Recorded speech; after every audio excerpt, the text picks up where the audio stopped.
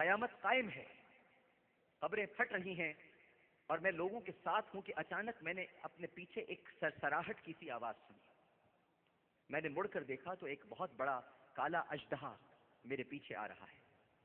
وہ منہ کھولے میری طرف بڑھ رہا ہے، میں ڈر کر بھاگ رہا ہوں۔ وہ میرا تعاقب کر رہا ہے اور میں ڈر رہا ہوں۔ میں آگے آگے بھاگ رہا ہوں، وہ میرے پیچھے پیچھے ہے کہ اچانک میں نے آگے دیکھا کہ ایک بہت ہی صاف ستھرے بزرگ سفید کپڑوں میں ضعیف سے وہ آگے مجھے ملے۔ میں نے ان سے کہا کہ شیخ صاحب مجھے اژدہے سے بچائیے، یہ میری جان لے لے گا، مجھے اس اژدہے سے بچائیے۔ تو کہنے لگے میں تجھے نہیں بچا سکتا، یہ بہت طاقتور ہے، میں تیری مدد نہیں کر سکتا، تو جلدی سے بھاگ جا، اگر نہیں بھاگا تو یہ اژدہا تجھے نگل لے گا، اور بھاگ، شاید تجھے کوئی آگے مل جائے۔ وہ فرماتے ہیں کہ میں سیدھا سیدھا بھاگنے لگا اور وہاں قیامت کے مناظر دیکھنے لگا۔ میں نے ایک اونچائی پر چڑھ کر دیکھا کہ وہاں ایک زبردست آگ ہے، اور اس کی ہولناکی کو دیکھا اور چاہا کہ اژدہے سے بچنے کے لیے اس آگ میں کود جاؤں، مگر کسی نے چیخ کر کہا کہ لوٹ آؤ، تو اس آگ کا اہل نہیں ہے، لوٹ آ، لوٹ آ۔ میں مطمئن ہو کر لوٹ آیا، لیکن اژدہا میری طرف بڑھتا رہا۔ میں اسی بزرگ کے پاس واپس آیا جو مجھے راستے میں ملے تھے، اور انہوں نے کہا کہ شیخ میں نے آپ سے پناہ مانگی تھی لیکن آپ نے میری مدد نہیں کی۔ انہوں نے پھر معذرت کی اور کہنے لگے کہ میں تیری مدد نہیں کر سکتا، یہ اژدہا بہت طاقتور ہے، تو اس پہاڑ پر چڑھ جا جو سامنے نظر آ رہا ہے، وہاں مسلمانوں کی امانتیں ہیں، ممکن ہے شاید تیری بھی کوئی امانت ہو، جا تو صحیح، اس پہاڑ پر چلا جا۔ میں اس پہاڑ پر چڑھا، وہ پہاڑ چاندی سے بنا ہوا تھا، اس میں جگہ جگہ سوراخ تھے، اور سرخ سونے سے بنے ہوئے غاروں میں پردے پڑے ہوئے تھے، اور طاقچوں پر ریشم کے پردے پڑے ہوئے تھے۔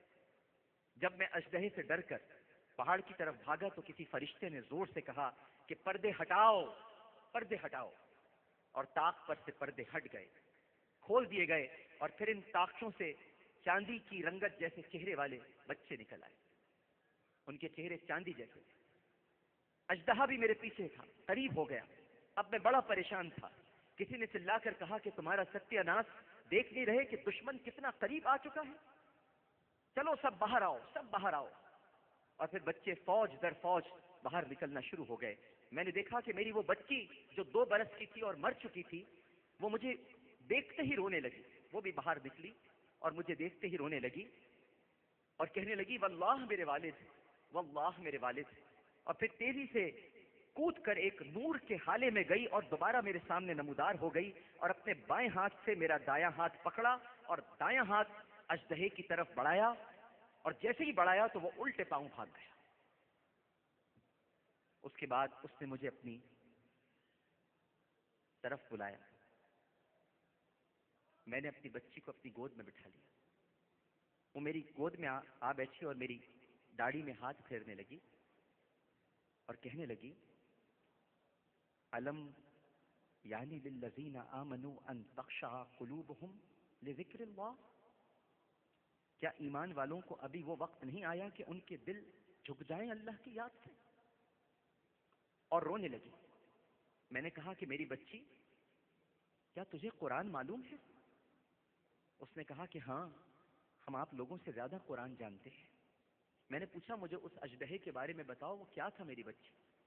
تو بچی نے کہا ابا جان وہ آپ کے برے اعمال تھے جنہیں آپ نے خود طاقتور بنایا ہے، آپ نے خود انہیں طاقتور بنایا ہے۔ میں نے پوچھا وہ بزرگ کون تھے؟ کہنے لگی ابا جان وہ آپ کے نیک اعمال تھے جنہیں آپ نے کمزور کر دیا ہے، اتنا کمزور کر دیا کہ وہ آپ کے برے اعمال کو روک نہ سکے۔ میں نے پوچھا میری بچی تم لوگ اس پہاڑ میں کیا کرتے ہو؟ اس نے کہا کہ ہم مسلمانوں کے بچے ہیں، اس پہاڑ میں رہتے ہیں اور قیامت ہونے تک رہیں گے اور منتظر رہیں گے کہ کب تم آؤ اور ہم تمہاری شفاعت کریں۔ مالک بن دینار کہتے ہیں کہ میں خوفزدہ حالت میں بیدار ہوا اور میں نے شراب پھینک کر برتن توڑ دیا اور اللہ سے توبہ کی۔ حکایات الصالحین میں ہے کہ ایک بزرگ فرماتے ہیں کہ ایک بار نصف رات گزر جانے کے بعد میں جنگل کی طرف نکل کھڑا ہوا۔ راستے میں نے دیکھا کہ 4 آدمی ایک جنازہ اٹھائے جا رہے ہیں، جنازہ اٹھائے جا رہے ہیں 4 آدمی۔ میں سمجھا کہ شاید انہوں نے اسے قتل کر دیا ہے اور لاش ٹھکانے کے لیے کہیں لے جا رہے ہیں۔ جب وہ میرے نزدیک آئے تو میں نے ہمت کر کے ان سے پوچھا کہ اللہ کا جو حق ہے اس کو سامنے رکھتے ہوئے جواب دو، کیا تم نے اس کو قتل کیا ہے؟ انہوں نے جواب دیا کہ نہ تو ہم نے اسے قتل کیا ہے اور نہ ہی یہ مقتول ہے، بلکہ ہم تو مزدور ہیں اور اس کی ماں نے ہمیں مزدوری دینی ہے، وہ اس کی قبر کے پاس ہمارا انتظار کر رہی ہے، آؤ تم بھی ہمارے ساتھ آ جاؤ۔ میں تجسس میں ان کے ساتھ ہو لی۔ ہم قبرستان پہنچے تو دیکھا کہ واقعی ایک تازہ قبر کھدی ہوئی ہے اور اس کے پاس ہی ایک بوڑھی خاتون کھڑی ہے۔ میں ان کے قریب گیا اور ان سے پوچھا کہ اماں جان، آپ اپنے بیٹے کے جنازے کو دن کے وقت یہاں کیوں نہیں لائیں تاکہ لوگ بھی اس کے کفن دفن میں شریک ہو جاتے؟ انہوں نے کہا کہ یہ جنازہ میرے لخت جگر کا ہے۔ میرا یہ بیٹا بڑا گنہگار تھا، ہر وقت گناہوں کی دلدل میں غرق رہتا تھا۔ جب اس کی موت کا وقت قریب آیا تو اس نے مجھے بلا کر 3 چیزوں کی وصیت کی۔ کہنے لگا کہ اماں جب میں مر جاؤں تو میری گردن رسی کے گرد ڈال کر گھر کے ارد گرد گھسیٹنا اور لوگوں سے کہنا کہ گنہگاروں اور نافرمانوں کی یہی سزا ہوتی، اور لوگوں کو کہنا کہ میں اس کو رات کے وقت دفن کروں گی کیونکہ دل میں جو بھی میرے جنازے کو دیکھے گا وہ لان تان کرے گا، اور جب مجھے قبر میں رکھنے لگو، تیسری وصیت، جب مجھے قبر میں رکھنے لگو تو میرے ساتھ اپنا ایک سفید بال بھی رکھ دینا، کیونکہ میں نے سنا ہے کہ اللہ سفید بالوں سے حیا فرماتا ہے۔ ہو سکتا ہے کہ اس کی وجہ سے وہ مجھے عذاب سے بچا لے۔ جب یہ فوت ہو گیا تو میں نے اس کی پہلی وصیت کے مطابق جب اس کے گلے میں رسی ڈالی اور اسے گھسیٹنے لگی تو ہاتف غیبی سے آواز آئی، اے عورت ذرا آہستہ گھسیٹ، اللہ کے ولیوں سے بھی کوئی ایسا سلوک کرتا ہے؟ ذرا آہستہ گھسیٹ، اللہ کے ولیوں سے بھی کوئی ایسا سلوک کرتا ہے؟ اس نے اپنے گناہوں پر شرمندگی اختیار کی اور میں نے اپنے فضل سے اس کو معاف کر دیا۔ جب میں نے اس بوڑھی عورت کی یہ بات سنی تو میں اس کے جنازے کے پاس گیا، اس کا جنازہ پڑھا، اسے قبر میں دفن کر دیا، اور پھر میں نے اس کی بوڑھی ماں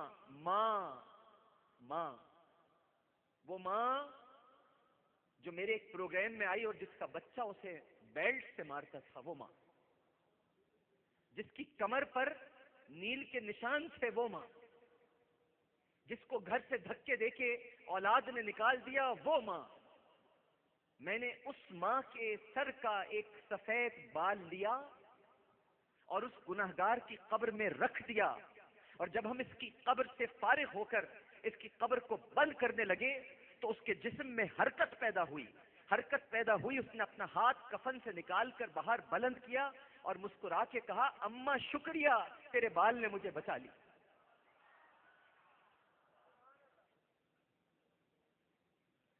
ہمارا رب بڑا رحیم ہے، بڑا غفور ہے، احسان کرنے والوں کو بھی احسان کا بدلہ دیتا ہے۔ یہ اس کی ماں کا احسان تھا کہ اللہ سبحانہ و تعالیٰ نے اس بچے کو بخش دیا۔ ناظرین اور حاضرین، یہ بڑی عجیب و غریب گھڑیاں ہیں، بڑی عجیب و غریب گھڑیاں ہیں۔ دعا کا وقت قریب آتا جا رہا ہے۔ میرا اس وقت دل ناظرین کرام بے تاب و بے قرار ہے، کیونکہ یہاں مجھے کسی نے بتایا کہ عامر بھائی 15 سال سے میرے والد نہیں مل رہے، کہاں ہے؟ میں اپنے والد کے لیے دعا کرانے آیا ہوں، 15 برس ہو گئے میرے والد گم ہو گئے۔ ہم 15 برسوں سے ان کی راہ دیکھ رہے ہیں۔ یہاں پر وہ لوگ بھی ویل چیئر پر آئے ہوئے ہیں جو اپنی زندگی سے مایوس ہیں، لیکن آج ہر مایوس کے لیے اس کا در کھلا ہوا ہے، اور مایوسی گناہ ہے، کفر ہے۔ آج ہم سب مل کر اس کی بارگاہ میں فریاد کرنے جا رہے ہیں، دعا کرنے جا رہے ہیں، اور مجھے یقین ہے، امید ہے کہ ہمارا رب ہماری دعاؤں کو قبول کرے گا۔